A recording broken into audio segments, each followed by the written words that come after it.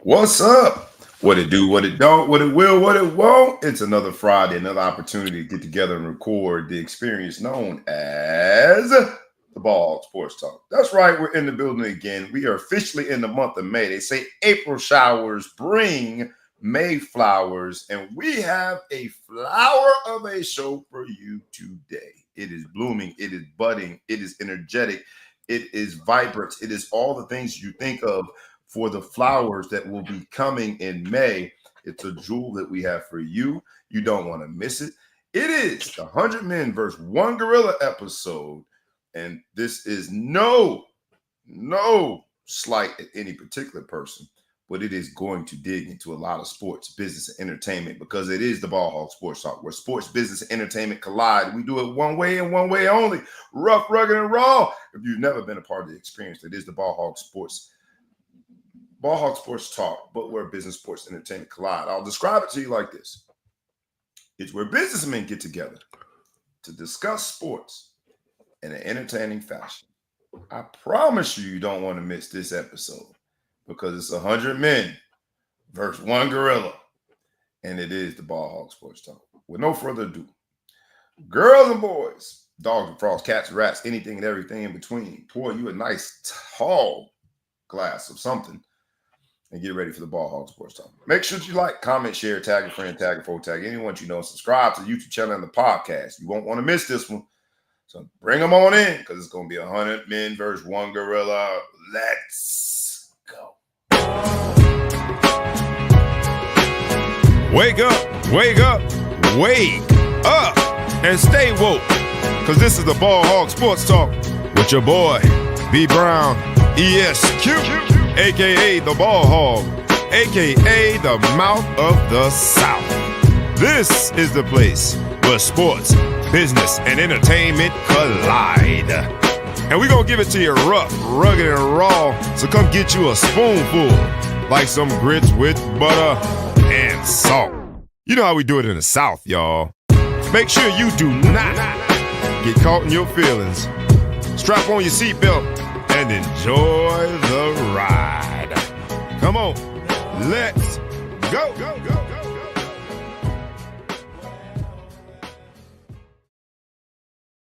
Let me just start off in this episode of 100 Men versus One Gorilla. I happen to be, at times, especially this time of the year, the one gorilla dealing with the 100 men called pollen is kicking my butt, baby. The allergies is, for those who are allergy sufferers, got us suffering. But I'm going to make it through like the gorilla, baby. I'm going to win this fight. I got to know, man, 100 men versus one gorilla, Big Flo, who you got winning it? Before we hop into sports, business, and entertainment, how dare we not deal with the elephant in the room, pun intended. But it's the gorilla in the room. 100 men, one gorilla. You decide who the 100 men are, who wins, and why before we hop into sports, business, and entertainment. I got to know what you're saying. Well, I mean, the analogy that you put forward, I'll choose pollen every time. I'll choose pollen every time because I'm suffering right now myself. If I sound a little nasally and all that stuff, I have so many products inside of me right now trying to clear up this little big-ass nose I have of the dust mites that I'm allergic to. But I'll go there. But if we're really talking about the debate, first of all, man, what's good? What's good? What's good, my brother? You know it is. I should have introduced you the right way. No, you shouldn't have. Everybody knows who I'm at. It's the man, the myth, the legend. Thou shalt be intergalactically known and respected as. When you say it, he's from the middle. All of them. So you better say it with some reverence, some respect in your voice, and say it from your diaphragm because he's been known to backhand, not close hand. He's been known to check somebody. Don't talk about my violent streak because they're going to try to put me on the front lines of this gorilla fight. I don't want to go first. You're not going first if you go. I will be of the last 10 people. That way, if I turn and run, I don't have that many people that can say that they saw me run away. What wave you're on is dependent on the lottery. It's a lottery. It's a lottery way. So, look, I think this debate, I thought a lot about it. And here's the problem. I have heard people talk about the endurance of the gorilla, but it's how do you make – what's the makeup of these guys? So the first 20 people, the only way there's a chance, I need some meth heads and some hillbillies. You know those dudes that you see on the videos barefoot that go and catch a raccoon in the backyard barehanded? No Yep. problem with teeth showing, or the ones that catch a bobcat by the tail. Those I need. Give me about 15 of those. I don't want to mess my numbers. About 15 guys like that. But I need the first 10 to be meth heads. And if you are a meth head and a hillbilly, you're You're an saying we all-star. got a chance. It depends on who I the don't 100 think men there's are. a chance, but I'm trying to build an offense. You know what I'm saying? Like, I don't think there's much of a chance. But the problem is the fear. Like I watch, for some reason I had the algorithm where it's always showing like a lion, and then there's all these hyenas trying to attack the lion. It'd be like 6 or 7 hyenas trying to get the lion. And a lion will destroy a hyena, but it shouldn't be able to destroy 2 or 3 or 4 of them. The problem is, who wants to sacrifice themselves for the mission?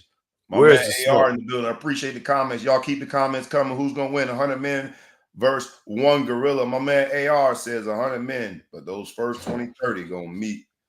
Sweet. But hear me out. My son brought this to me. He was the first one to bring this to me. And if you can get a 25, 30, I'll say Ahmad has a point, that just don't want to live. Some suicidal people, right? I think they gotta be already in jail for life. They gotta be meth heads. They gotta be somebody who's strung out on something that just has a thing that could do it. And some They're incarcerated. They got a life sentence, so they're gonna die anyway. It's gotta be something like that. It got something really strange, right? That's the only way you can get started. And then you can maybe tire them out. But here's the problem I have, is that just on sheer strength alone, 100 men should be able to destroy a gorilla. But the problem is, you can't get your arms, like, a gorilla has 10 times the strength of a human, is what they're saying, right? 10 times, 10x. So realistically, you need 10 people on one arm, 10 people on another arm, 10 people on a leg. There's not enough room to work together. You know what I mean? You see a lot of times when people are trying to get jumped or something in some sort of a group fight, and people have a hard time three on one, the 3 of the people engaging at the same time. When I watch the tiger fight the hyenas, they should just converge on the tiger and destroy him. Or sorry, the lion. But you're dealing with 100 men, so you can create a strategy. We do war strategy. Yeah, I'm just saying. You look at a hyena who's every day is a fight. Their fight. There's a life and death happens every day in the wild, and they have a hard time attacking a tiger or a lion. Sorry, 7 in a row, and they hunt in packs. We don't know what we're doing. And we don't want that type of smoke. Nobody really wants to have that type. Everybody has spent the last 3 days thinking about this ad nauseum. We're going to employ war generals. They're going to be people that create strategies around this. We're going to come up with precise angles of how to attack the gorilla. Do we have a chance, man? You haven't answered. Can we win this? Yes. So or no? I'm going to say, if victory is that the gorilla are dead or the 100 are dead, I'm going to say it's going to be some sort of a draw, because eventually the gorilla is just going to be run up. He's going to run up out of there. There's going to be some dead humans. The gorilla is going to be unfazed, and he's just going to take off. Because if he gets tired, he's going to leave, and there's nothing you're going to do to stop him. But I don't have a scenario where the gorilla's dead and we're using bare hands. And No. So I can't imagine a scenario where it ends well. And there's definitely not going to be enough of progress for someone to say, let me build my squad and we're going to try this. I don't see that. But you know what though? In today's the slap games, I saw this new game called Run It Straight they're doing in Australia, where they just run full speed into each other. I'm hoping that these UFC folks or one of these barbaric ass companies can come up with this fight. I don't believe in cruelty to animals, but we can let it go just this one time. 100 men. The animal rights people gonna go crazy on you because they are endangered. Silverbacks are endangered. I know, but then you know what? This silverback's gonna be fine. So I think we got to find some 100 humans that are not on the endangered list that are willing to lay it on the line for the squad. Because the silverbacks are critically endangered, and because this is a great what if, it is the perfect topic for some sports business and entertainment. Keep them coming. Let me know if you guys think the 100 men have a chance or the 1 gorilla is going to win every single time, no matter who the 100 people are, 100 men are. You know what? It's crazy. I hang out with some really dope sisters, right? That, professionally, we have these conversations about gender equity. I ain't heard no woman whatsoever raise their hand and say, why it's got to be 100 men and not 100 women? Anyway, chivalry is not completely there. I digress. Come on, ladies. Why y'all should be fighting for this? Get some of this smoke. Sit back. We got this. 100 women versus one gorilla. How about that? Let's change it. 100 women versus chimpanzee. What do we do there? What we gonna do here? But I will say this: it sets us up for a great week of topical sports business entertainment. Because while all of us that rush to social media have discussed this circular argument about whether or not 100 men have a legitimate shot versus one gorilla, what happened simultaneously has been amazing. Mm-hmm. And stick with us for this, because we watched an NFL draft where, dare I say, there have been allegations of collusion, where the proverbial 100 men got together, owners and GMs and personnel people. They got together and they colluded and they figured out a way to attack and I'm going to be careful with this. The gorilla here is the personality. The gorilla here is the concept, the bravado. But they made sure to take down that gorilla. I'm going to wait on that. I want to deal with another situation first, because I think it's just amazing to see a situation like this where the Indiana Pacers defeat an injured. We wish Dame Time nothing but the best in his recovery of tearing his Achilles. That hurt. They beat an injured Milwaukee Bucks team. I would argue they were injured as soon as they hired Doc Rivers. That's for another show. But undeniably injured when one of their two-headed monster in terms of their stardom, Dame Lillard, goes down. Indiana beats them. And then all hell breaks loose. Tyrese Haliburton's dad decides to leave his courtside seat, go onto the court, and we have this stare down that I'll do it a disservice and I'll do it a misjustice by just talking about it. We have to see it, but it's going to be our first example of, stick with us. You know how we do with our topics. Our first example of 100 men versus one gorilla.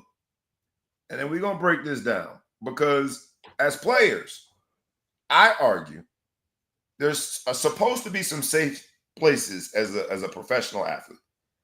On the court, as an NBA player, after a game, I would argue it should be one of the safe places, safe spaces. All right? The Malice in the Palace was so bothersome because the melee went into what should be the fans' safe space up in the stands. So we're going to get in and out of this one. Then we're going to hop to Shedeur. But I say we should at least talk about Haliburton's dad, who has now been banned for the remainder of playoffs. But no further ado, let's check this out. Because Haliburton's dad had his own account for what happened. The NBA obviously disagreed with banning him. But check this out. The father of Tyrese Haliburton, John Haliburton of Oshkosh, is celebrating the Pacers knocking the Milwaukee Bucks out of the playoffs for the second straight year. But what happened after the game with his confrontation with Giannis is making national headlines. Now, John will be the first to tell you that he should not have been on the court, but he insists that he never cursed at Giannis and just got caught up in a proud father moment. When I turned, it might have seemed like I was looking at him, but I really wasn't. I was looking through him. That's right. How I was in the moment. I know it looked like we were looking, like I was staring him down, but it wasn't like that. It was in the moment, as if I was looking right through him. And yes, I had the banner in my hand going, and I was yelling, yay, yay, yay. Giannis never said anything to me. I never said anything to Giannis. There was no back and forth. But that changed when Giannis went face-to-face with John near his baseline seats a few moments later. He grabbed my hands. He put his forehead on my forehead, and he said, don't disrespect me. Don't effing disrespect me. Okay? And I said to him, I was not trying to disrespect you, which I wasn't. I'm telling you, I did not do that on purpose. I really did not. And then I said to him, I love you. He said back to me, I love you. We patted chest. He gave us a thumbs up and he walked away. John Haliburton also told me that the NBA has contacted him about the incident and he will accept any sort of punishment that may come his way. Let's hop in, man. So when you see that and the senior Haliburton's account of what happened is probably a little off from what you think you saw, but let's take it for face value. In this concept of 101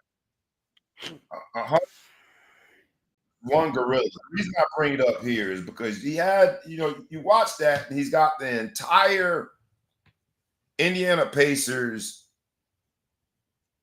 crowd, their entire franchise, all celebrating, which they should be because they move on to the next round. There's an elimination game where they sent Milwaukee home. Milwaukee's won a championship. Indiana's been trying to reclaim some of the prominence that they had during the Reggie Miller years, and it has escaped them largely. But now they've got some superstars. They've got some momentum. They are playing very well in these playoffs. But you look at this scene, and when I say gorilla, like I'm being very careful. I know that has some racist connotations. If you let it, but you know what? If you let it, we're not going to let it. If you let it, but I want to make sure I'm clear that I don't let it. When we are going to be saying throughout this show, right? The 100 men versus one gorilla. We're thinking of a silverback, a powerful force, something that needs to be overcome, something with so much power. It needs to be revered because of its unbelievable strength. I look at the Greek Freak as a player, top 5 player in the NBA, and here Indiana Pacers are the proverbial situation where they have now overcome this powerful force. Here's my challenge. The NBA talks a good game, but not only should senior Haliburton not have access to the court, but no one should have that much access to the court. Luckily, he was just donning a towel, talking trash, and it was in good fun.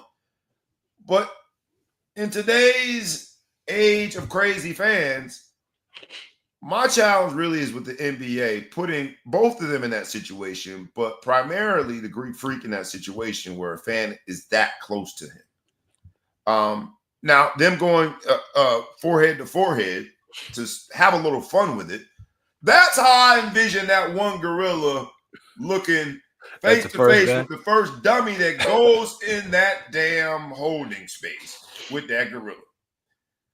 Forehead to forehead, like, man, I'm about to tear you up. What did you think about, you looked at this scene and we laugh about it now. You hear Mr. Haliburton trying to put some artistic creativity on what actually happened. Mm-hmm. Neither here nor there if you want to take his account. The NBA messed up by continuing to have a situation where players and fans are in spaces, dare I say, in enclosures where they should not be together, like on the court. You say that they should have glass like hockey? Get you up off the court? Or do a better job of, especially in a closeout game, knowing that you can win, putting the ropes up. Making sure I think what the NBA probably thinks is the seats that are right by the court cost lots and lots and lots and lots of money. And they if probably you're paying for them, some people get them complimentary tickets. In general, there's a lot of money vested in the seat, and the person sitting there, you would think, should have some semblance of sense. And Fair. I would say, considering every team plays 82 games, and then there's the playoffs and everything there, the amount of games that are being played, the amount of people had the opportunity, relatively speaking, there's a low incident level to the extent of physical confrontation. And so I think in that situation, I don't believe Mr. Haliburton. I think he's lying. I think that he got caught up in the heat of the moment. He lying. That boy lying. He lying. Yeah, I mean, look, he's so close. He says he was looking through him. Through him at what? He was so close to him. And he's 7 feet. What was on the other side of the 7-foot dude that you were looking at? You're taunting him and doing whatever. That's You're too looking much. through him. You're looking through him. I ain't You're looking looking at you. I'm through looking him. through you. I can see why you would think I was staring at him since both my eyes were pointing in his direction and nothing else was over there. And he's But the I only human right there in front of me. only thing there, I was looking. There was an exit sign beyond his head up there, and I wanted to make sure everybody got out safely. I mean, it's stupid, but Giannis handled it the way that I think was right. Like he went and said something to the man. He didn't do anything that was criminal. And then he left him with the thumbs up and did whatever. The man said he extended his love. Giannis returned the love. Sometimes you need to check the man. Haliburton needs to check his dad and be like, come on, man. Like, stop trying to. There's too many people. LeBron's mama was doing it. I saw one funny joke between somebody was yelling, KD's mom yelled at somebody. It was like, this isn't football. Yeah, and the dude just turned and said, "I love you," and she's like, "I love you too." Like I think it takes two to tango, and I think one person can break the tension really quick and make it pass back. So I think he wisely told the in this analogy the 100-pound gorilla Silverback that he loved him, and I think that broke the ice. I told you you're disrespecting me. I don't know how you can stand with somebody putting their forehead down on your head like that. That's like the ultimate in like just looking down on somebody. But people are heated, man. Giannis is a competitor, man. He makes a lot of money and he wants to win.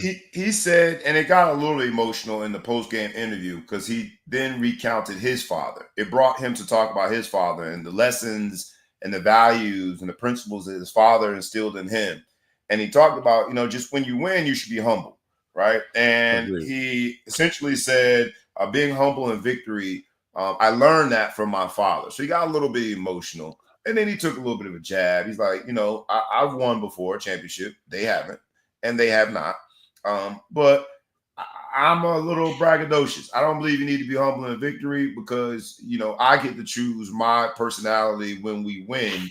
You get the right to stop me from winning and prevent me from being braggadocious. You don't want me to be braggadocious? Win. But he did have some good points there about humility and Tyrese Haliburton. They say the apple doesn't fall far from the tree. Has been a bit aggressive. I think in response to him being voted as the most overrated player in the NBA by his peers, he's been a bit aggressive.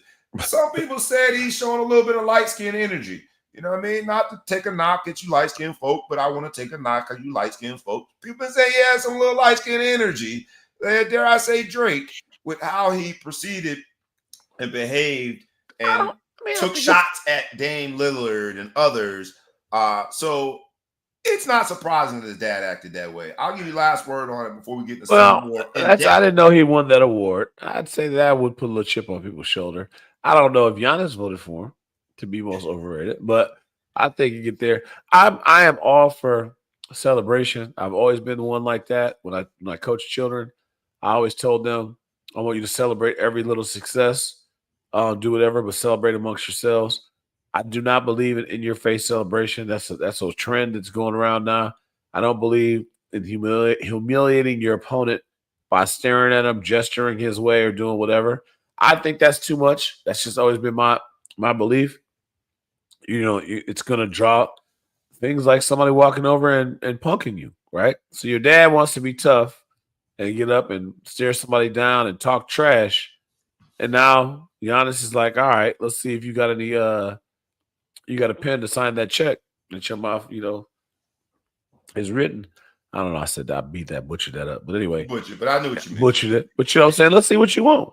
Since you want to stare me down. I mean, what is staring? I mean, we're men. We're animals first. When you stare an animal in the eye, that's a challenge. Right? I don't know that you're going to be the first person in the enclosure with the Silverback, so we'll figure out whether or not we'll find out. We'll find out how tough I'm not, because I'm not going to look him anywhere near his eyes. But they always say, don't look the dog in the eye. The dog will bite you. Don't stare at the tiger. Everyone, it's an animal instinct. When I look you dead in your eye, that's a challenge. And then he walked over and he looked down at the man, let him realize you don't want to smoke. And he didn't do anything to get himself in trouble. It's kind of much of nothing. It's a heat of the moment type thing. So you're good with it. You're It's okay no with the big deal. bravado.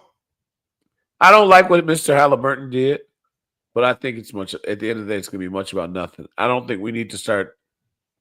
I don't think that is a contributing factor to making changes on the court. Fair. Right? I think that the crowd being right there on the court adds to the energy and excitement of the game and do whatever. And they always feel like with that ticket price, they can say something.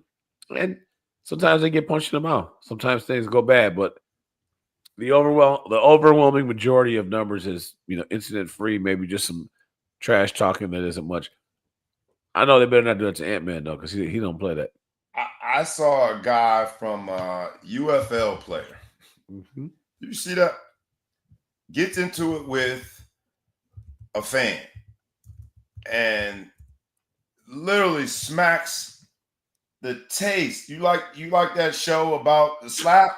No, that's the best show on TV. It was essentially a slap of the dude, like literally slapped the dude in his face. I'm like, oh my gosh. Now, I don't know what's going to come of it.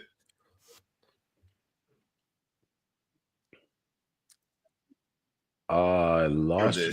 But the interaction with the fans, I think the NBA also has a role in this. While we laugh about it because senior Mr. Haliburton, I think he'll be fine if he doesn't go to any of the games. I think, Tyrese Haliburton will go on and continue to play well. But the truth of the matter is that the NBA's got to be very careful about giving access to anyone, whether it be Mr. Haliburton or not, because it just you don't want to do that. And I'll show you the video because it was almost unbelievable. But the interaction between the fans is crazy, right? You just don't want fans being that close. And again, to stick with the analogy of us going in that enclosure with that Silverback, when you're on the court, Giannis has endured a lot this year. His brother not on the sidelines. They cut his brother? I think they cut his brother. Don't quote me on that. Him and Bronny on the same G League? But he has dealt with the ups and downs of a very rocky season, and here you are in the proverbial enclosure on that man's terrain. It's well documented he does not like to fish. Say that again? It's well documented that he doesn't like to go fishing. Well documented. I'll show you this, and we're going to move on, man, because this was unbelievable to me. Like, literally unbelievable to me that this happened.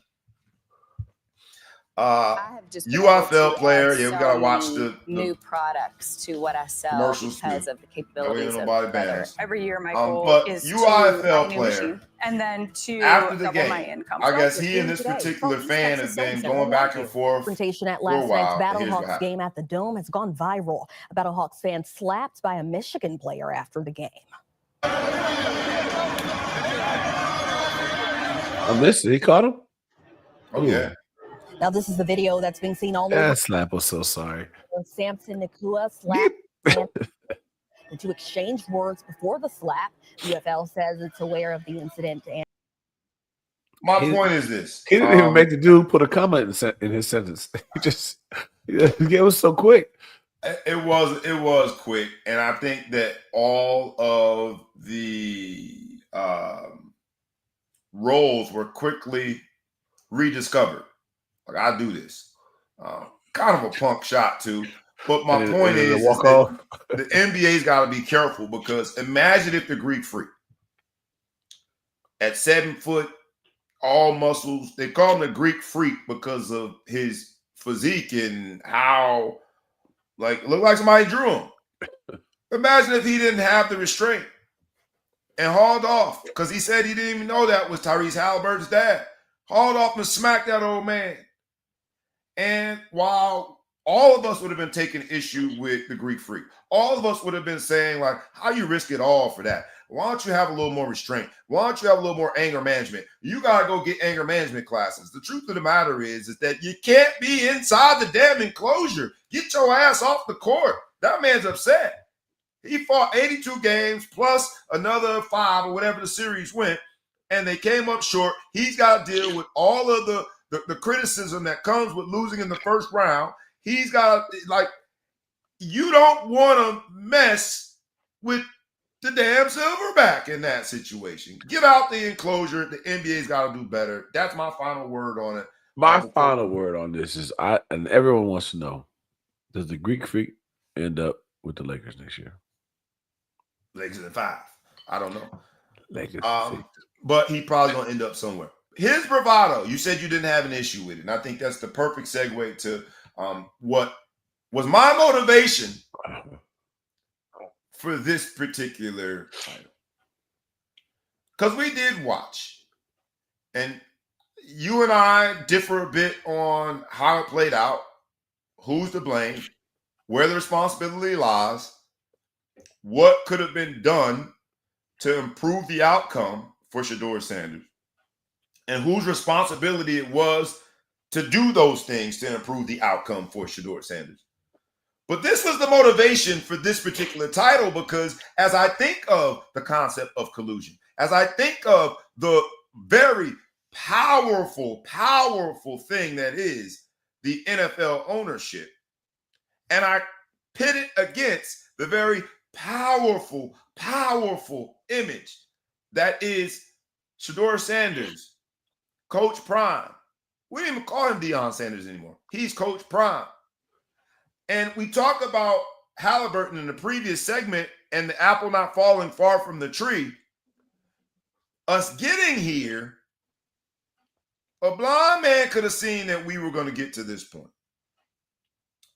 When you look at Coach Prime, formerly known as Prime Time, to some, especially the government, known as Deion Sanders. It's a government name. You'll use his government name on the show? I'll use the man government name. Okay. But he gave us a sign that this was going to happen way back, bro. Check this out. Somewhat unbelievable, just how much it looks as though it's deja vu. Does life imitate art? Does art imitate life? Check this out. This is circa, I think, 1989. Before it was like 80. I can't remember. 1989. In 1989, we should have known that Shedeur Sanders was going to do something like this because of this. It looks like you're wearing your signing bonus here. I mean, and plus we can see the nice primetime logo already, or what? We got sweatsuit started, jacket started, everything. We got it going on. And everybody got on jewelry. Even the baby got a little something. We ready now. Even the baby has jewelry. Your feelings about going to Atlanta, no doubt it was your first preference. Definitely. Atlanta or Tampa Bay. And Atlanta chose me, and I'm very pleased with that decision. I can't wait to get to town with Coach Campbell and get with them fans down there and pack them in there. When Detroit took the other Sanders, I saw a big grin come across your face. I was so happy. But I was kind of scared. I thought Detroit was going to take me. I would ask for so much money that I had to put me on layaway. On layaway, huh? No baseball's leverage there, huh? No. Come on, baby, let's turn up, huh? Looks like you're wearing your signing. I didn't realize how much work he had done on his teeth. You didn't realize what? How much work he had done on his teeth. How much work he done? His teeth low. Sometimes you forget. Are we they're not blessing us with the views. Blessing us at all. There we go. Do that thing you did to make us big again. But we can start talking about it while you figure out the ins and outs of it. Why don't we just hop in, bro? Because Deion back in 1989 basically gave us a roadmap. He gave us a glimpse into what this particular draft was going to look like. He gave us a glimpse into the draft process and how he would communicate on behalf of his son. He gave us a glimpse. He talked about the jury, and then you think of legendary with Shedeur Sanders. You look at the couch he's on there with, well, I will tip my hat to, his black agent, but he showed us the autonomy and the power that he had. He was one of the first to go and hire one of the non-mainstream agents and started really that man's career in a black agency. Now you fast forward and he's representing his son. He showed us that being flashy and being unapologetic about it was the way, the roadmap that he took and that he probably would allow for his sons. Fast forward to 2025. But in 1989, the concept of legendary was born. In 1989, the process and having high touch points such that you could dictate where he plays, it was already established. You heard him talk about Detroit, and they'd have had to pay me so much they'd have put me on layaway. Essentially, what he was saying is he didn't want to play for Detroit. So fast forward, and now we got 100 men versus one gorilla, man. On the heels of the collusion charges and settling with Colin Kaepernick, it is very arguable that this reeks of intentional or unintentional, direct or de facto collusion. And when I think of the one gorilla, I'm thinking of the concept that is Coach Prime et al. And family. Young, black, flashy, money in their pocket, unapologetic. I'm in your face. I'm not going to assimilate. I'm not going to change. I'm straight from, in his case, Florida, his son's case, Texas. I'm going to be me. All right. And me is getting drafted in the 5th round. So you can be me all you want. Right? You can be me all. Every once in a while, you used to do that little mustache thing. They act like you had didn't have no sense. Remember you used to do that little thing? I guarantee you never. Handlebar mustache, man. Okay. Come on, man. I guarantee you've never been into a job interview with a handlebar mustache with the wax twisting your shit. I'm not. I'm just asking a question. You can answer the question. If you can choose, you can plead the 5th, or you can answer the question. Have you ever been in a job interview where you did your stuff like these? I have not, but, and here's the big but. Here's the big but. I still have the conch. You gave me the conch. And I just asked a question. I gave you a check. I'm going to let you talk. So my thing, so you haven't done it, right? Because in your mind, you didn't think that the people that you're trying to go work for would appreciate that, right? Fair. Now, had you had 100%, I don't know what you got, so I'm not trying to call you out. If you had your 100% of the bar exam and you would have graduated valedictorian. Yep. Yeah. I'll review all of that. I ain't have none of that on my resume. You might have go ahead and twist your shit up a little bit, right? Right. You may went in there and said, look, it don't matter. So I think what we're doing here is what we're finding out is a lack of self self-understanding of your self-worth. I think Shedeur Sanders is a hell of a quarterback. I think he's going to have a good NFL career. I just don't think he was good enough for what he was trying to do. And Dad was the best. Dad was the best. He came out the best, and he was the best. And he's also in a position where you're a cornerback. It's different.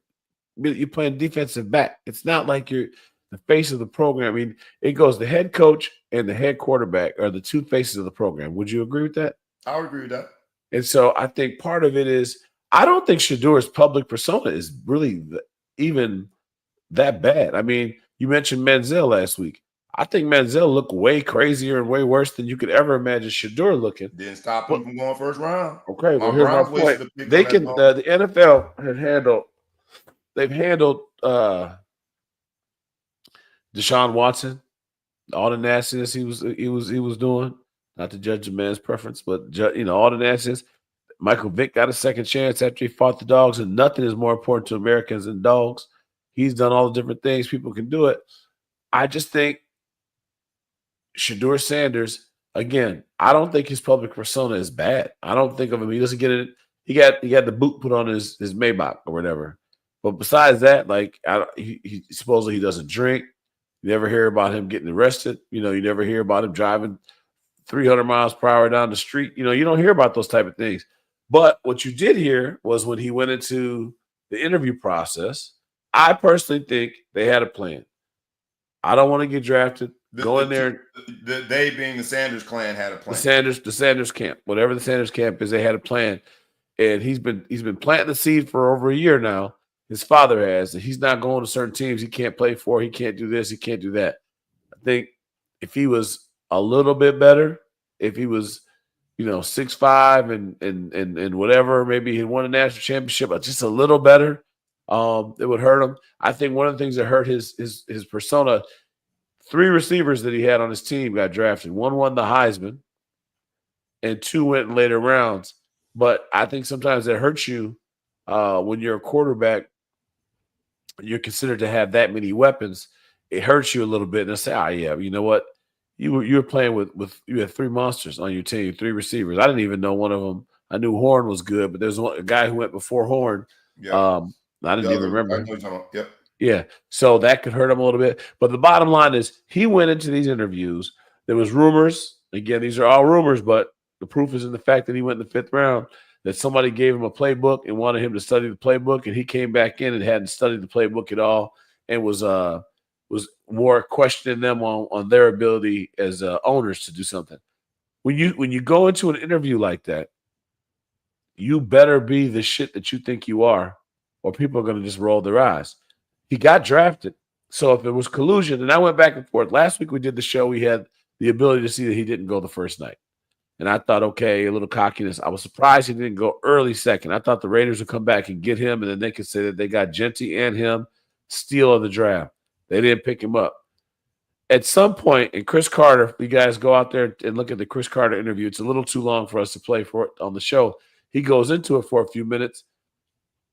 I don't completely buy where Chris Carter mentions that they wouldn't be able to keep it a secret because there was collusion against Kaepernick and he won the lawsuit, and that never came out other than the lawsuit. But I will say he didn't win the lawsuit. They settled. But my point is, I still think there could be collusion. They could keep a secret. It's not like these guys talk to the Inquirer or TMZ, Right. But I will say that the point that Chris Carter said that resonated with me is these guys are too selfish. There are 32 guys who are friends and they want to keep together. Again, Colin Kaepernick was just coming off of a really down year when they blackballed him. So it wasn't like Colin Kaepernick had just was runner-up in the Super Bowl. He had just had a down year, so people could say, all right. He had a down year, but statistically, he wasn't in the basement his last year. He wasn't in the basement, but he had lost a lot of weight. He had a surgery or whatever. He wasn't at his best. So it was kind of easier to be tough with him. Because again, Michael Vick, when he came out, they gave him a second chance. What's his name? Deshaun Watson got the biggest contract in the history. Don't remind me as a Browns fan. It's ironic that the Browns are the ones that they said we're going to go in. But I have a hard time thinking that every NFL team thought he was a complete first rounder, second rounder, and he got to the 5th round, and somebody didn't flinch and say, I'm going to go get him. It took till the 5th round for somebody to go get him. I think that, he did enough bad stuff. Another thing Chris Carter mentioned that I thought at the time I hadn't mentioned anything bad yet. You're saying the bad is being unprepared for the interview? Or? I think that he did such a bad job in the interview process. And I think the interview process is such a big deal. If we look at CJ Stroud, he did terrible on the Wonderlic test, right? Everyone was saying he's a big dummy. He did such a good job in the interview process that everyone overlooked the Wonderlic test. I think when you're an NFL first-round potential quarterback, the face of the program, they need to talk to you and have a good understanding of what's going on. He's in there telling people, hey, you guys are going to have to change your culture. Are you ready for this? I'm going to do that. He said it at the combine. If you're not drafting someone to change the culture of your franchise, don't draft me. He said it. He said that publicly in front of the cameras at the combine. Now, that can be interpreted a couple ways. But again, is confidence criminal? It depends how you interpret that, and it depends what the follow-up was by that. Because that can mean, to me, I can take that in here and say, if you're not ready to change the culture, I mean, the reason why you pick it early is because you have a bad culture or whatever. But again, it's a lot to say. And I think he just found out that the NFL doesn't think he's good enough to take the baggage. There's a lot of people with a lot worse baggage than he has had at different positions that have come in there with criminal cases, potential felonies, beating up their girlfriends, doing all different things like that, but their talent outweighed it. I just don't think people looked at him as good as everyone thinks he is. He had great stats at Colorado, wasn't a winner. They didn't win any big game. The biggest game they won was against Nebraska, and then Nebraska turned out to not really be good. Or was it TCU? TCU. And then TCU turned out to have a bad year. So they really don't have any real quality wins that he's shown up at. So some will say they're holding the ball a little bit long. It doesn't take much to start dropping, and then you start thinking, all right, the first round went, nobody picked him. I don't really like him, and nobody else likes him either. Either you think he'll be there, or you just don't think that everyone else is looking like he's not that good, right? It's like a fallen stock. But he's in the NFL. It's not like he didn't get picked up. He's in the NFL. Come on, man. Nah, man. He graded out as the top 2 quarterbacks in the entire draft. Where he was projected to be drafted and where he was actually drafted, there's a difference of $41 million guaranteed money that he will never, ever receive. And so the only question that I have here, sticking to our title, is who's the gorilla and who's the 100 men? And in certain cases, the 100 men is absolutely the 32. I won't say 32 owners. I'll say 32 families. Because they're normally an ownership group, whether it be the family or the business family. But there are a group of people, headlined normally by one person that wears the title owner. But in certain instances, they are the 100 men trying to take down this Goliath, this powerful thing. The gorilla, conceptually, of confidence, bravado. The man has his own freaking logo already. He had a room stage, all white, legendary. And he's got the chains. He does have the flashy remarks and responses. And in some ways, they're the 100 men, the owners. And in other ways, I'd argue that indeed, because of our response to this, Black Twitter, and those who appreciate confidence, your question to me is whether or not I ever walked into an interview with a handlebar mustache. And my answer to you was no. What I was going to say, no, comma, but I damn sure wish I could. No, but in ways, I regret assimilating in certain circumstances because then I got the job, walked into a stuffy professional environment, and everyone looked at me as though I was a problem because I was who I am. Someone who wears bright colored ties. Someone who could wear a tan suit in a professional setting. And so in ways I feel like because I wasn't the Shedeur Sanders in that room, I did myself a disservice. And so I'm a part of the 100 men in ways, right? The 100 men in terms of this one gorilla that we are fighting. We should be fighting the gorilla that you have to assimilate. We should be fighting the gorilla that I got to change who I am in order to get this job. We should be fighting the gorilla that says corporate America forces us to be something that we're not, to code switch in order to have a seat at that table. A good example is this. I got tattoos, but my tattoos stop here. Because once upon a time, it was taboo for you to have any tattoos that would be seen in a professional setting. Well, the rules of the game have changed. They got judges now with sleeves. But I look at my line, my restriction, my limitations, often just like, damn, bro, it's crazy how things change so quickly. Absolutely. And so in ways, now as the 100 men, right, fighting this Goliath, this powerful gorilla that is corporate America, that says you have to assimilate, that says you have to be more like them, whoever the them is, less like us. And the us is people with my last name, people that come to my family reunion, people that's at my barbecue, people that's at my my frat meetings. I got to be less like us in order to get the job. And in both situations, the fight is real. I respect Shedeur Sanders et al. And family, Coach Prime, for not assimilating. But I'm also fearful that when you look at the responses, I mean, crazy America's come out in droves. They just happy that this man went in the 5th round. People feel vindicated that he was humbled. He got a slice of humble pie. What the hell that got to do with football? We are letting people that are serial domestic abuse violators into the NFL. Serial drunk drivers. Serial, you name it, involved in real crime. And we don't hold them to the same standard. So I guess what this has forced me to contemplate is, damn, that's how they see us? See, somebody with real criminal behavior, convicted, is less dangerous to that league than a young black boy, young black man, they don't call him a boy, a young black man with money in his pocket that was smart enough to create his own logo, that was confident enough to not assimilate, that is confident enough to walk in with a whole bunch of jewelry, that sees himself as an owner at least of his brand and of its legacy, legendary, such that he wouldn't compromise. In ways I'm envious of him.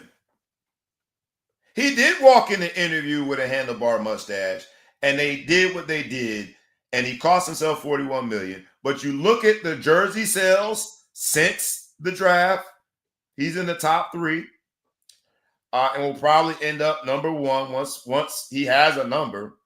If you look at, because you talked about what he didn't do at Colorado, what he did do, because you said they weren't winning, compared to the previous 20 years, hell yeah, they were winning. 500.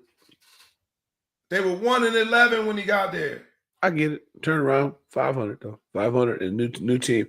You can't compare to the past because he had 3 NFL receivers on his team, draft picks that came out. Some people say he's the reason they were NFL receivers. Yeah, of course. If you take something away from him, I mean, one of them went second in the draft and didn't have any of those issues. That also has his own brand.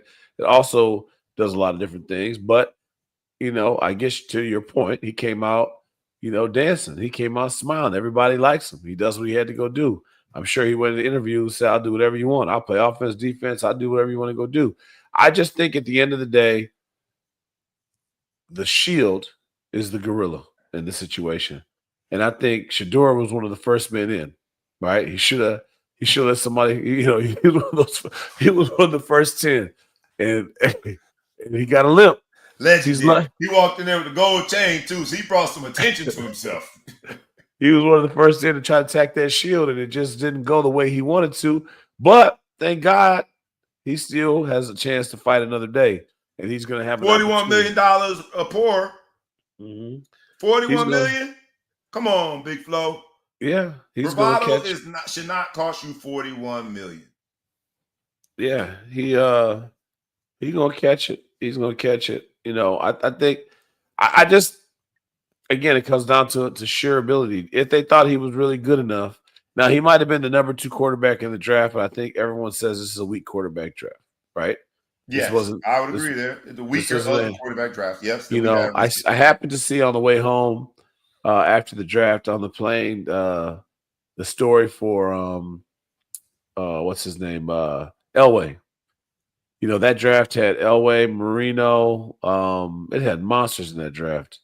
And so I think that he had the leverage of saying, I can go play baseball. If I don't get to choose where I want to go, I can go play baseball. So he still got drafted number 1. But even those guys in the interviews, they kind of faked it. It was interesting to see Deion be as honest as he was on that interview and saying, hey, I didn't want to go to Detroit and I didn't want to go here. Most people don't say that stuff. You say the right things.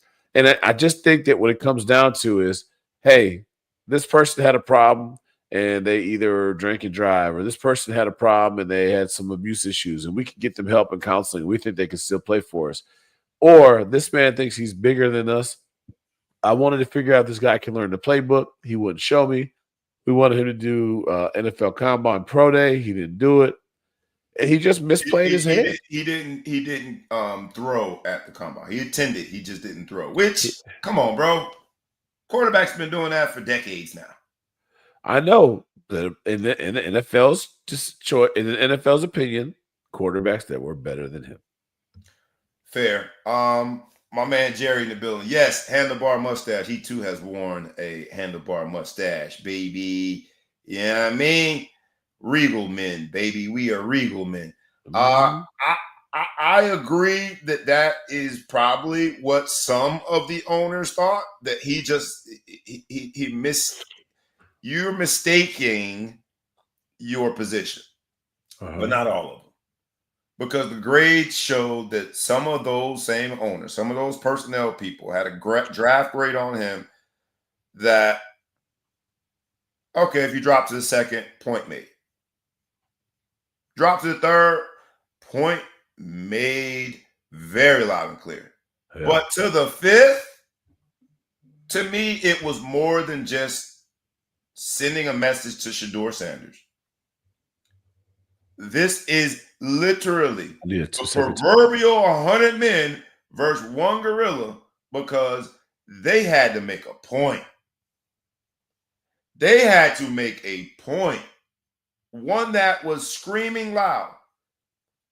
One that put Shedeur Sanders and all of the young, a lot of times black,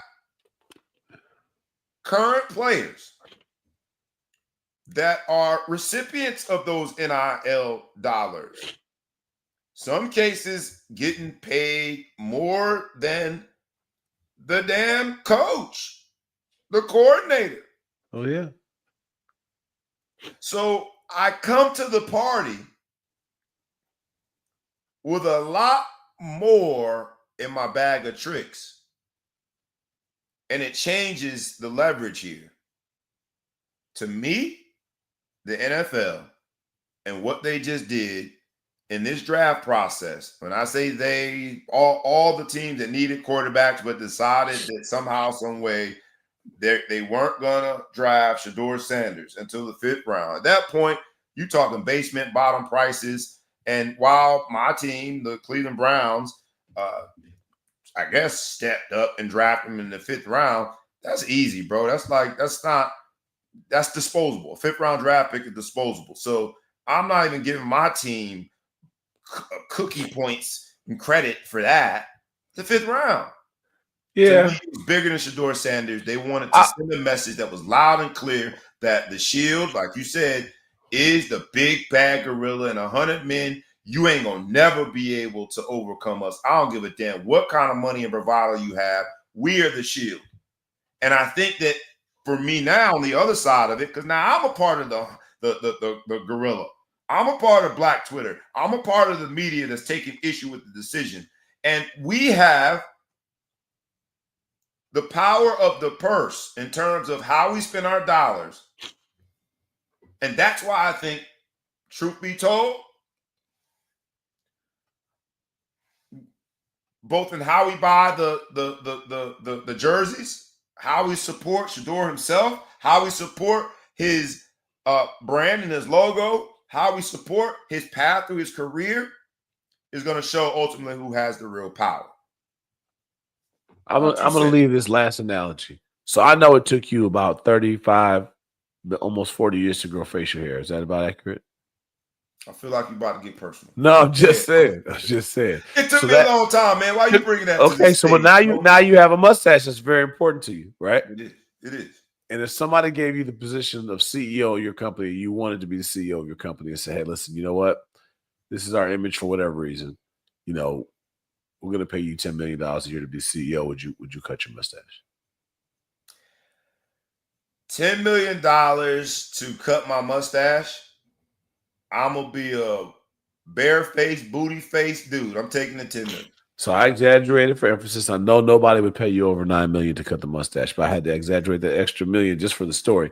My point is, if you're going to come in on your interview day and show your ass on the interview, and you're not going to do this, and we need you to be the face of the franchise, and we need you to handle the interviews at the end, and we need you to do certain things, and in exchange for that, remember, and I think this is the thing people annoy me with when they try to call the NFL slavery and some of the things. In exchange for that, we're going to ask you to do some things that's going to be company line guy.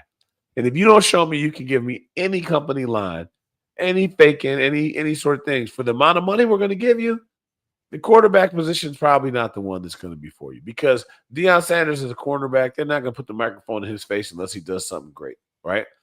At the end of a game, nobody's interviewing Deion Sanders and saying, hey, man, what happened today? I see you guys did this, that. He's just going to go to the locker room and do whatever, or he can act a clown. No one cares. That quarterback is going to be the one who has to speak up for the team, represent the team, show up at the event, and do the press conference. Face the franchise, yeah.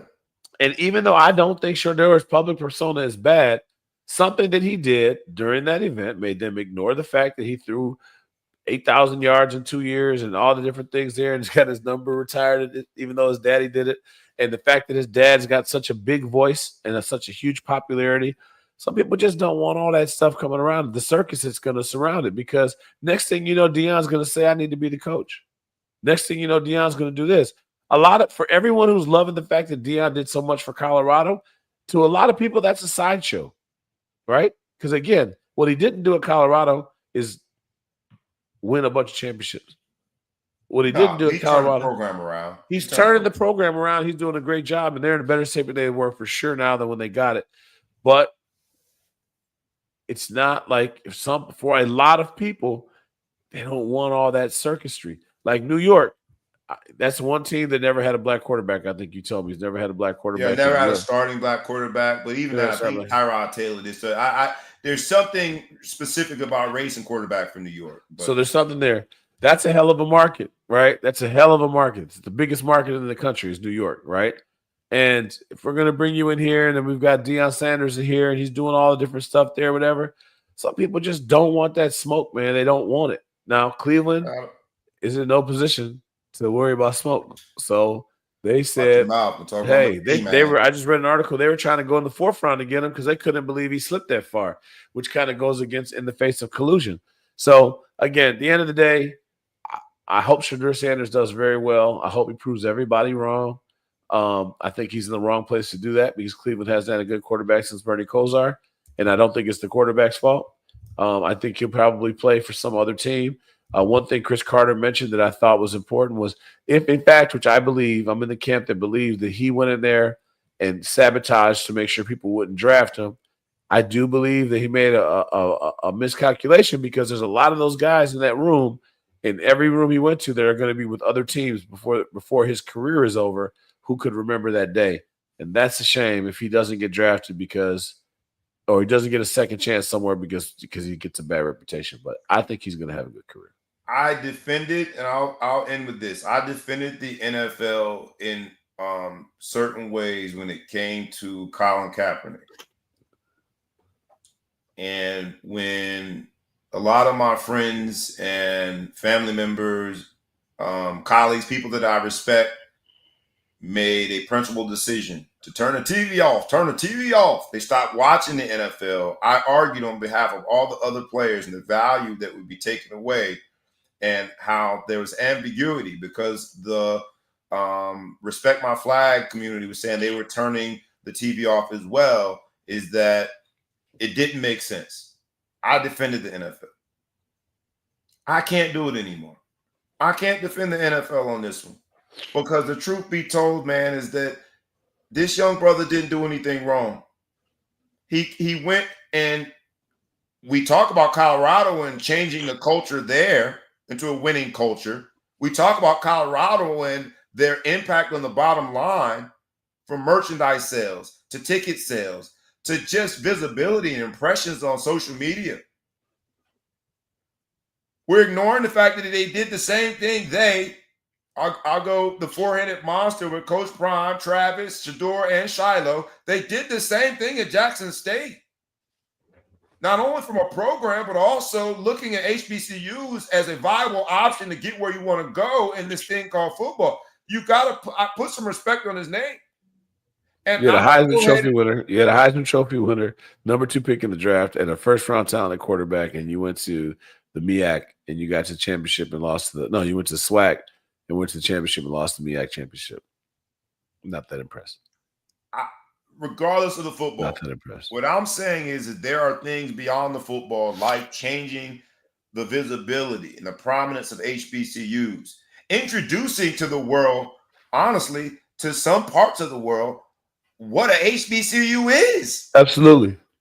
Huge. Changing the concept of I can go to an HBCU, follow a path that gets me to ultimately where I want to go. They deserve some credit. And now this is where I finally had to give up. I can't keep fighting this fight on behalf of the NFL. I had the benefit of playing in Green Bay and playing with Brett Favre.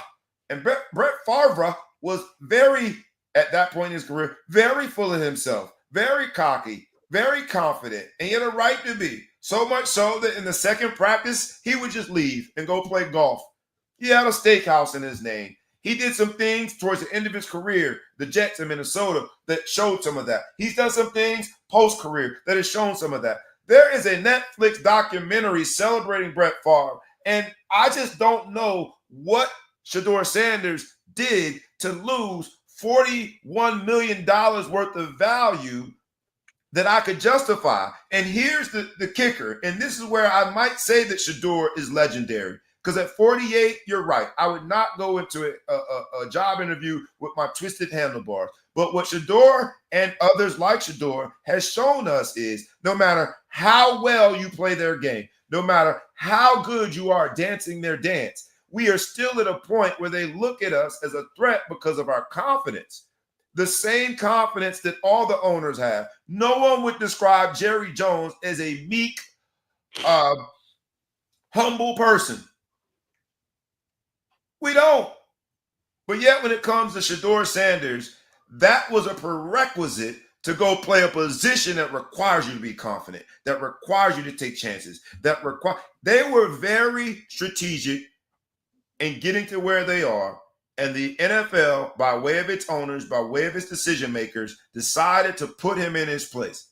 And by putting him in his place, in a way, and this is where I don't know if I'm the gorilla or the 100 men in this case, but in a way, right, I'm taking from that, tried to put all of us in our place. So kudos to Coach Prime, kudos to the Sanders team, kudos to Shedeur, because he did something that even I, with my education and my accomplishments, have been unwilling to do, as you described in those interviews. He did something that was, I think, legendary.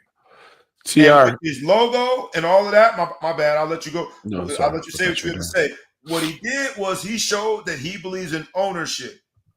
What he did was he showed that he doesn't believe he's an employee. What he did was, and what Coach Prime has done, and who knew that that's what we were looking at with a Jerry curl. Then his teeth weren't so good. The rope chains, the bravado. What he did in 1989 is he showed us, and a bunch of supplemental activity after that, he supplemented with a whole bunch of activity by way of his kids. What he showed us is he too is an owner. Shedeur Sanders walked in that interview like an owner. And yes, he needed a seat at the table in order to play. But you talked about my Cleveland Browns. Oh, yeah, we were surprised he was there for the 4th round. Then why did you take Dylan Gabriel in the 3rd when he was there? Miss me, don't pee on my leg and tell me it's raining. You were so shocked that he was there that you took Dylan Gabriel that you didn't have graded higher than Shedeur Sanders, that no draft expert had graded higher than Shedeur Sanders. You were so shocked, and the value is so good that you went and took Dylan Gabriel in the 3rd. And that's my team, but I ain't going to let you pee on my leg and tell me it's raining. And that's where I feel that we are with Shedeur, man.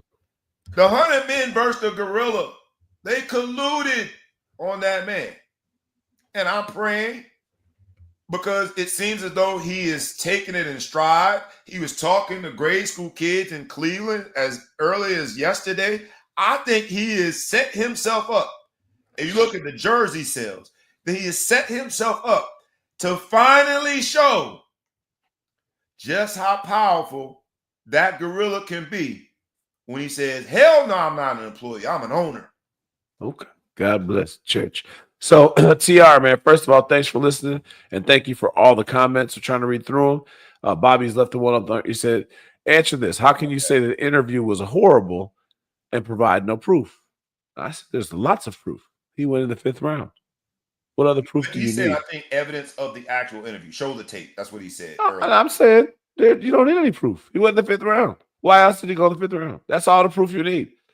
It isn't because they don't like black quarterbacks. First quarterback taken was black, right? There's more black quarterbacks in the NFL than white quarterbacks starting now. Cam Ward is black, and just add context.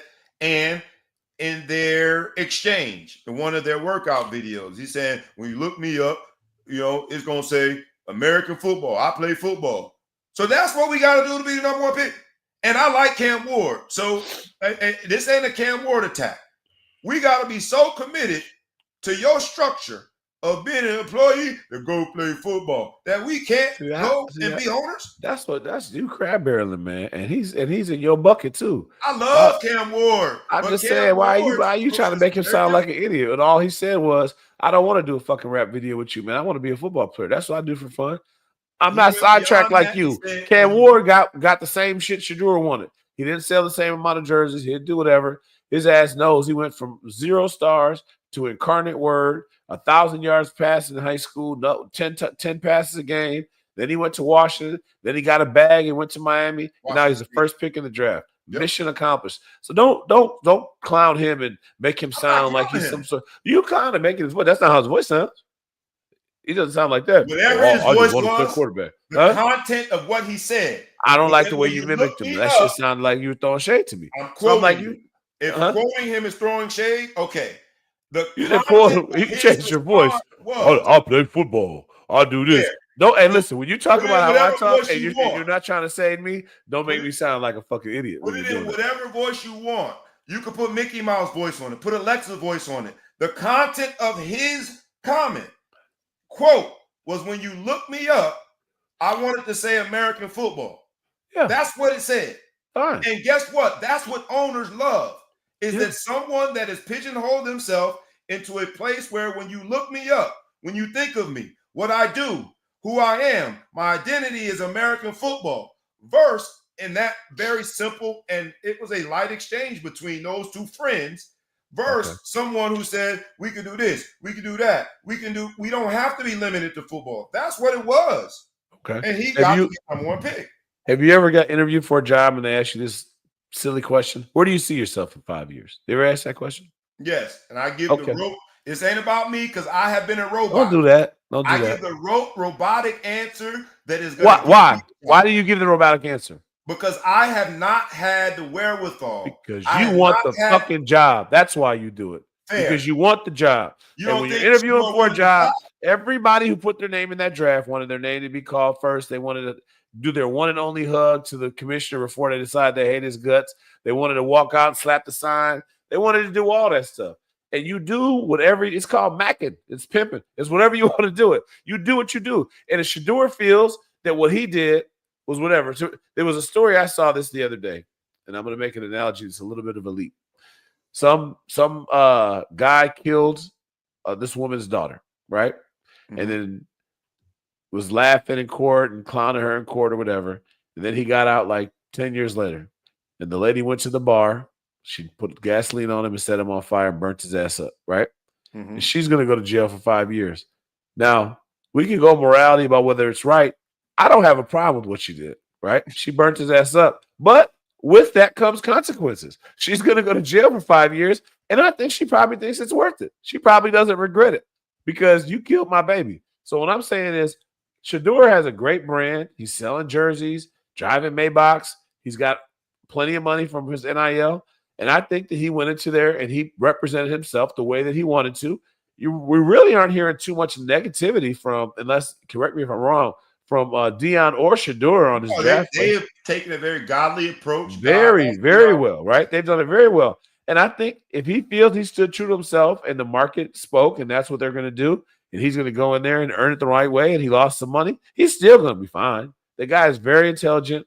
He's very, I think, to general population, a very likable guy, a good-looking kid. I think he's going to have a lot of pride. He's going to be fine, but that's the price you pay. So if $41 million, Cam Ward, I'm just saying, you can't have it both ways. So Cam Ward said the shit that gets you drafted first by saying, it's 5 years from now, I see myself at this company doing this job, doing this. You're hired. If I say 5 years from now, man, I hope to be retired. I hope to buy enough property that I can quit. I don't want to work here for more than 2 years. This is a stepping stone. They're not going to hire me. I kept it real. I was true to myself, and that's really what it is. That person, Cam Ward, might come out with the rap album tomorrow.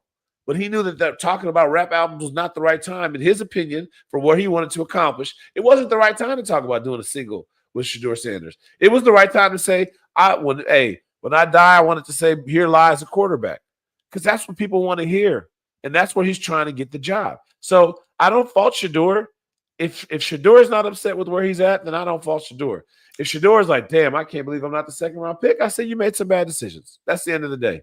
But you can't do what you want and get what other people don't, and people give you what you want just because you think you did enough. They are hiring, right? Mm-hmm. They are the gorilla. They're the ones that they're 10 times stronger than you. You got to figure out your strategy on how you're going to get in there and survive and still do what you want. There's been many people before him that had clothing brands, many people that have had rap brands, many people that went in there that were way worse than he was in certain situations, but he misread the room. Fair. And the proof is in the draft pick. I would argue that we will know who the gorilla is at some point. I think that Shedeur has inspired an entire population of young people. I ain't going to make it about race. Young people that are unapologetic, young athletes that are coming out with a lot more leverage, a lot more money in the bank, a lot more confidence, a lot more autonomy such that they don't need that job. And I agree with you that Shedeur doesn't necessarily need that job. Right? I think it's to be determined who the gorilla is. And your example, hypothetical in terms of me in that job interview setting, I'm one of them that I have subscribed to this notion because that's the life that I live.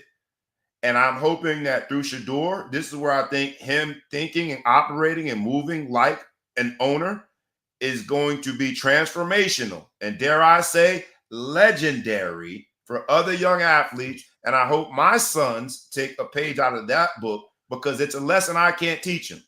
When we were playing, our eligibility and the restrictions there too put us in a very different category. And it was obvious who the gorilla was.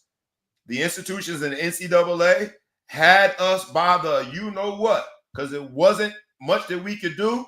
And in fact, they told us that we couldn't work or we would lose the little bit of doggone candy that they allowed us to have. The crumbs that they let fall off the table, we would lose those if we decided to try to better ourselves and make some money. So I'm hoping that Shedeur is the beginning of a whole new pathway towards success. And I love that it started in 1989 with Coach Prime. I'm wishing him nothing but the best.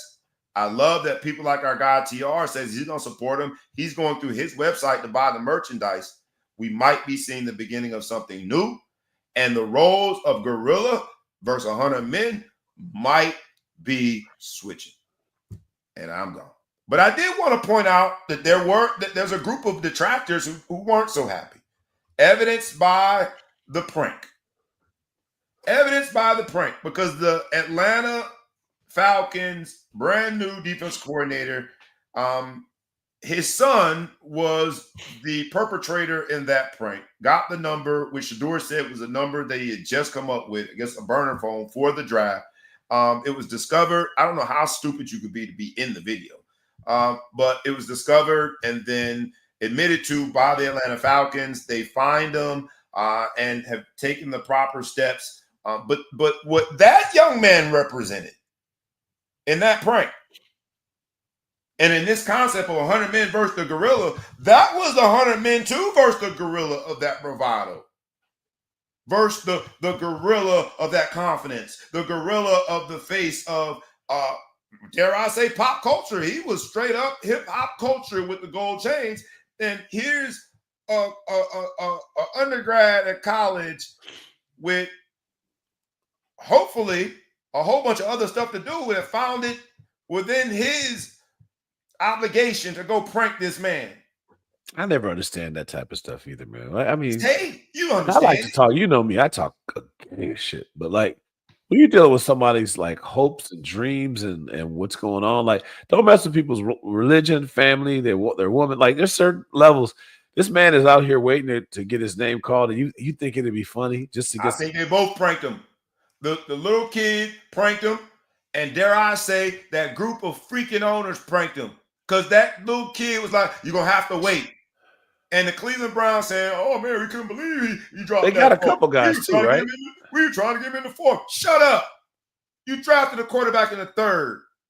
It was a prank. The whole situation was a prank. That boy should have went way higher in the damn fifth round. We all know it. For sure. Anyway, I digress. I think the biggest prank that the NFL played on him is he gets to play in Cleveland. You said that. If nothing else humbled you, I don't care if he was the first round pick. Y'all stink too. I didn't say it's not mutually exclusive, buddy. You're gonna laugh at me with your team. More than one team. If you were a quarterback, though, can you think of a team in the NFL besides the Bears and Cleveland? We've had 40. Cleveland Browns have had 40 starting quarterbacks since they came back as the new Browns since 1999. 40. So the fact that we got 5 in the quarterback room right now, that's just par for the course. So, hey, Shedeur, joke's on you, Jack. Joke is on you, Jack. You're the 5th quarterback in Cleveland. I think you're the 4th. I think you put him over Deshaun. We'll get rid of Deshaun for Deshaun got 2 bad Achilles. Deshaun got 2 bad Achilles. He's in trouble. But so that if nothing makes you regret your actions more, it's the fact that you're in Cleveland. Do you think that they should have been fined more? The coordinator himself, I think, was fined $100K, and the Falcons were fined $350K. You think they should have been fined more for the prank? I think they should give the money to Shedeur to make up for some of his lost wages, but that's about right. It's still a joke. It's not. Get Shedeur the bread. Get Shedeur the bread. Make up for a couple picks, but I don't know. It really bothers me. I don't like the fact that I don't think anyone should get fired, but I don't like the fact that the kid was able. Did the kid steal the number from his dad, or what happened? He claims that the dad left his iPad open and it had the information there. What I didn't like in this episode of 100 Men vs. One Gorilla is that all these other frat boys, and of course the kid goes to Ole Miss, all these other frat boys. And, you know, I can do a voice impersonation for them, too, if you like, since you didn't like my voice impersonation of Camp Ward. If you're insulting them, go ahead. But now, don't mimic a voice and try to claim you're not insulting them. That's insulting. Well, the voice is something like, dude, did you see the prank, dude? I can hear the voice. But that's good because these guys suck. They suck. And all of these frat boys in this 100 Men versus One Gorilla, they really felt vindicated. They felt like they had really done something, man. We got him. They got a good laugh off of it. So emboldened that you post a damn video with you in it, you damn clown. And all these guys are celebrating. If you look at people responding to the damn fine, oh, man, take a joke. It's not that big of a deal. You're reading these comments, and I'm thinking that literally, I hope that dad is a confident young black man with money in his pocket has been put out there and depicted as the gorilla. Because these dudes think that's way too powerful in this America, and the frat boys had to show them. Ain't you got something else to do? Like plan a party, man. You on a college campus in the SEC, dog. Go have fun. Party campus. I really hope that the dad takes the $100,000 out of Buddy's college fund. That would be the best. Hey man, everybody got jokes. I hope you went viral. Oh, he definitely went viral. Yeah, good. I hope that you went viral and you were able to monetize that prank because it's coming out your college fund. Give it back to me. Then Let's got go your home daddy with a few fired. quick topics, man. Lightning round. Been a great show. This is the 100 Men versus one Gorilla episode. If you're just tuning in, please weigh in this crazy social media phenomenon, this depiction of 100 men versus one gorilla. Who you got winning? Tell us why. But in our version of it, because it's the Ball Hawk Sports Talk where sports, business, and entertainment collide, and we do it one way and one way only, rough, rugged, and raw. Each one of these stories throughout the week has its own version of 100 men versus one gorilla. There's another story of sports, business, and entertainment this week. Because this dude that they call Ant-Man. Oh, yeah, you knew it was coming. Now we got to bring at least I did it lightning round. I ain't going to be laboring. It's lightning round. The Ant-Man can. After sending KD home last year, I guess KD was the gorilla, 100 men, all the new guard, the young guys trying to get him off the mountaintop. Ant-Man sent him home. And now, Gobert sent him home. Rudy Gobert sent him home. That's what Ant-Man got his gorilla fingerprints all over that because he was the gorilla in this doggone case. I'm busy now. I'm busy. But he sent home LeBron James in the first round. Gentlemen Sweeps 4-1.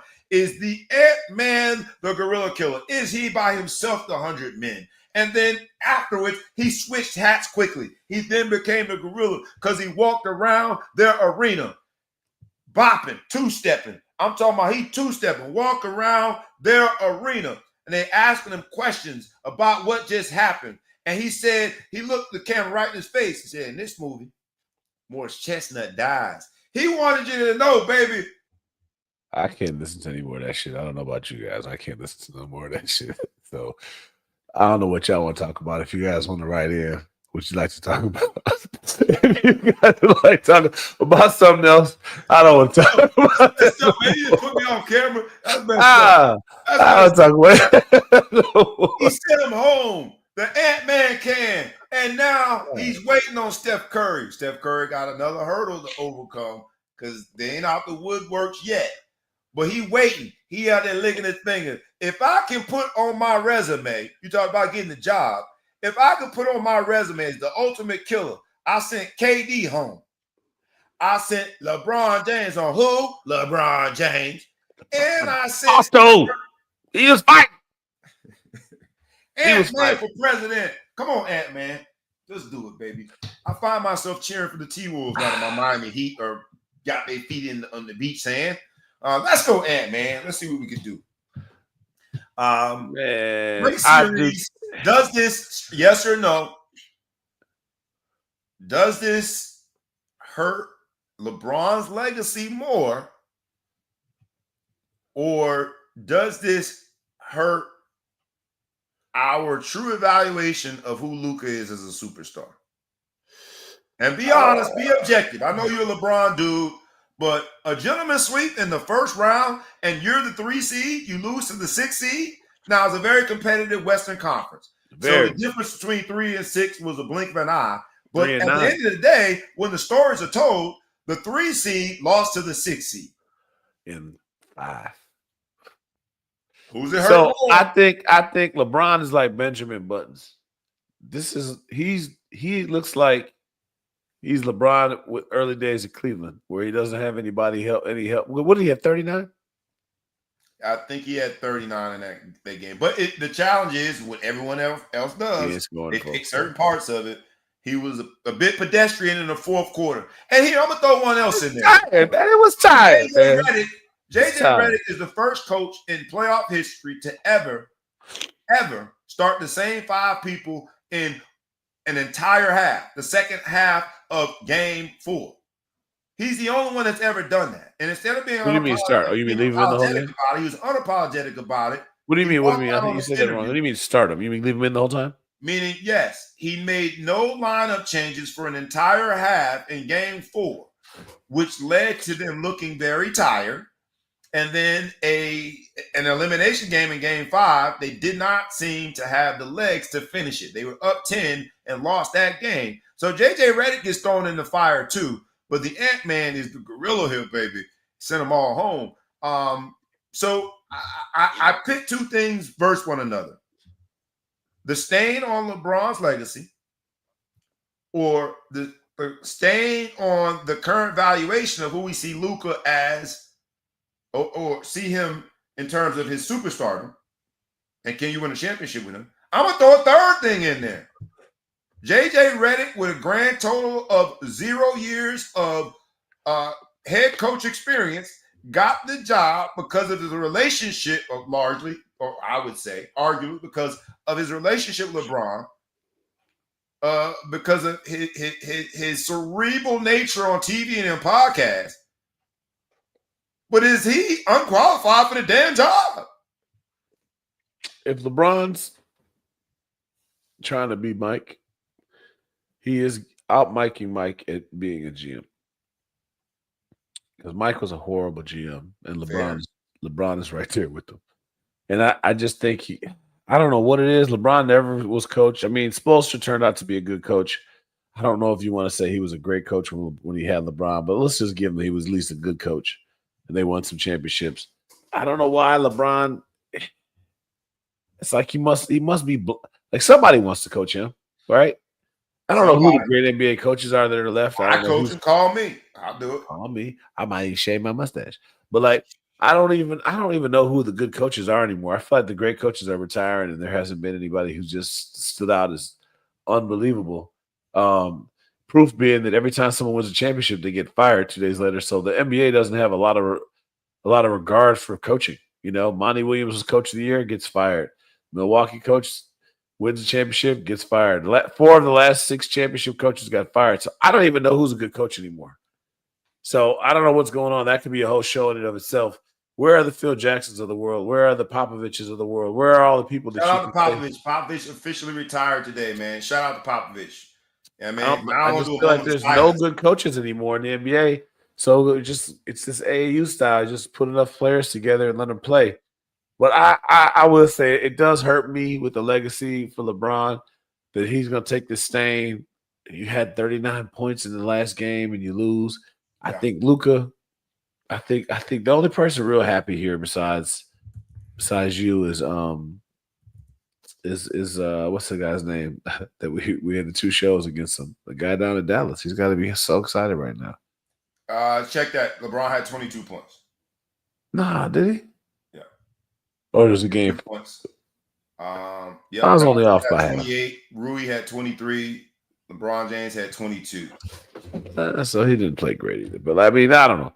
You know what, LeBron, you're getting old.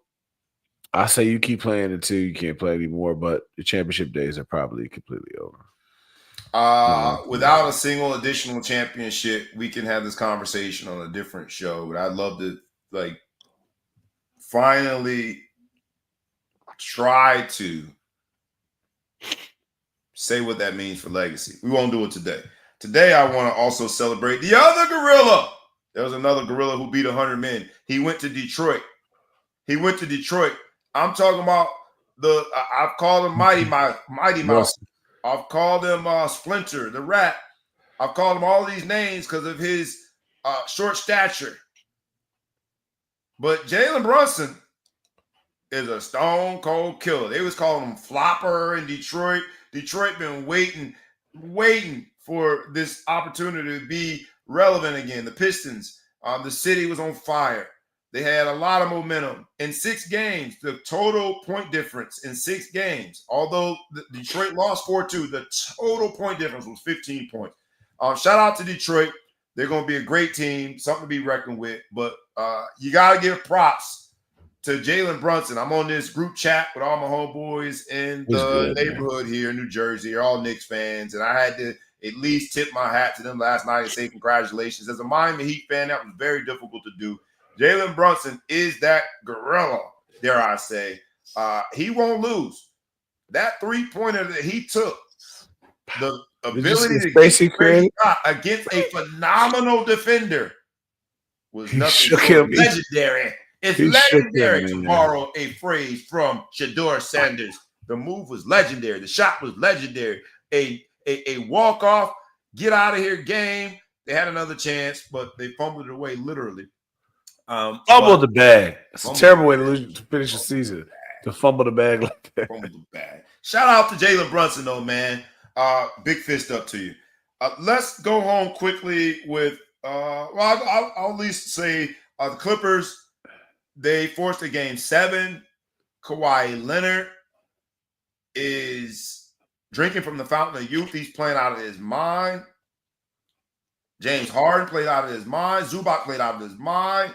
Even Badu, however you say his name, the Frenchman, played out of his mind. Yeah. Going to be a great series. Game 7, the 2 most exciting words in all the sports. And also business and entertainment, because everybody's going to watch that game as the only game on tomorrow. It's Game 7. Game 7. Here we go. Clippers, Nuggets, in Denver. Mile High. That's a game. Game 7. Who you got winning that one? Clippers. I got the Clippers too. But I think that I like your man covering. He's the Joker, kryptonite for Joker. He's his own gorilla, though. They went out a GM of the year. You got to say Clippers. Did they have him last year? The GM, the guy that's covering Joker, the guy. Yeah, they did. I think he's playing significantly better, but they're so smart. They went and got somebody, because I think part of Joker, he's just got a game we're not used to. This guy grew up with them, played with them, plays on the national team. He D's him up. Now Joker still doesn't, but he D's him up. I don't see anyone who's ever one-on-one effective against Joker. Joker killed Anthony Davis. Couldn't do nothing with him. This dude gives Joker fits. He does. I love it. I love it. And I fear. Well, now that the Lakers are out, I don't really care who wins. But I fear Joker. Joker. Don't be like that. Don't take your ball and go home. No, I'm enjoying. I can sit back and just enjoy it. This is the best playoffs in years. You don't have a dog in the fight. Now that I don't have a dog in the fight, I don't care if Joker wins. I'm not mad because I didn't think the Lakers could mess with him. How about, so you got the Clippers winning? We both agree there. Golden State has to try to knock off that young, vibrant Houston team tonight in Golden State in Game 6. I'll take Golden State. You taking Golden State to win it? It's an elimination game for Houston. They did fight themselves off the ropes in a meaningful way. They beat the brakes off of Golden State in game number 5. But Steve Kerr called the dogs off early, like in the third quarter. So we'll see. But I'm going. They call that rope-a-dope. Rope-a-dope. Tie yourself out, boy. Watch what happen to you. 100 men versus one gorilla. Last topic of the day is name, image, and likeness. And in a way, it's circular. It brings us right back to Shedeur Sanders and the transfer portal. Bring us right back to Shedeur Sanders and the idea and the concept of the 100 men and the gorilla. For us,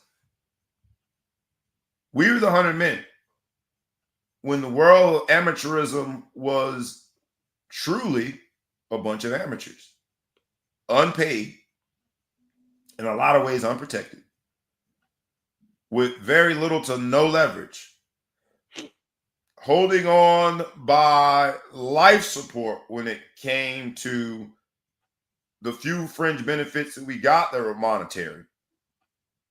Y'all boys, I heard, not me, I heard y'all boys used to steal bicycles on campus, used to steal coupons.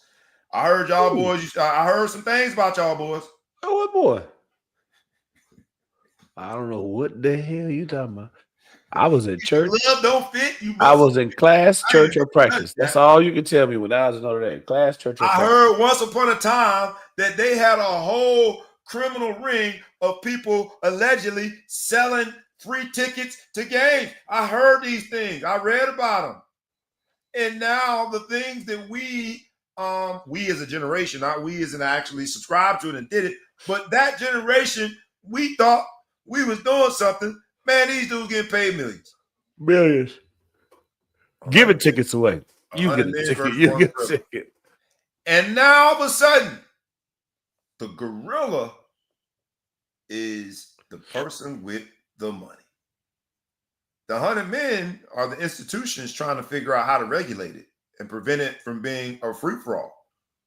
The 100 men are the coaches who have to recruit and then re-recruit the same person because of tortious interference with contracts, dare I say, or people just picking up the phone and saying, yo, man, I got more of a bag over here. It is interesting to watch the musical chairs and how the roles have reversed.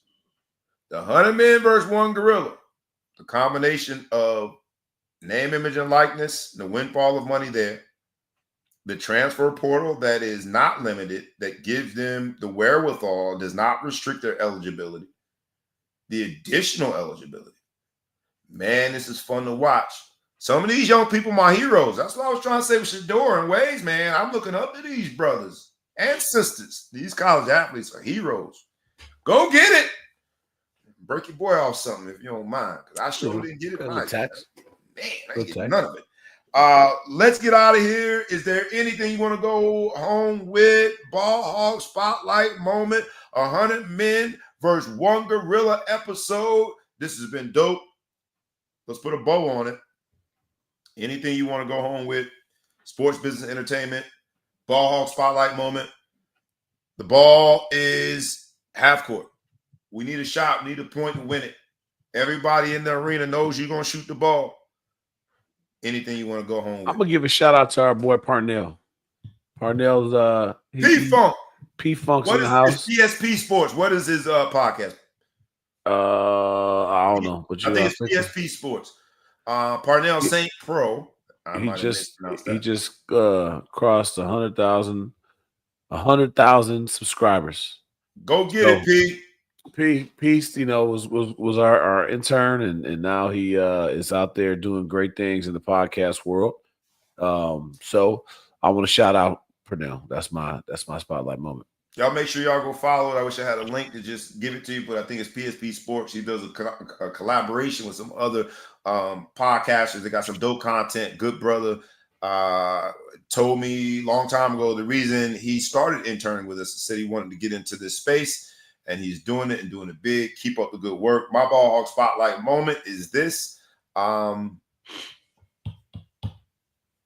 going with AAU basketball, man. For all of you out there that's in this AAU space, I know every weekend you are going here, there, and everywhere, spending a whole bunch of money. Just make sure that you cherish the things that really matter, which is the road trip, having a conversation with your son or your daughter, the meals that you got to have, the laughter that you guys are having together, because when it's all said and done, as I am getting dangerously close to the end of youth sports with one of my sons, that's all that matters. Keep on weighing in. Who gets the dub? 100 men versus one gorilla. We were the gorilla. We were the 100 men. Any and everything, all the above.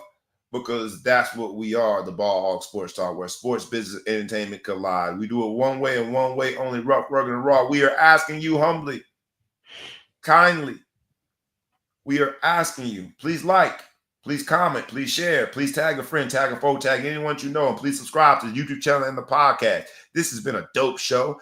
My man from the Middle Coast, the Big Flow Show, does what he does.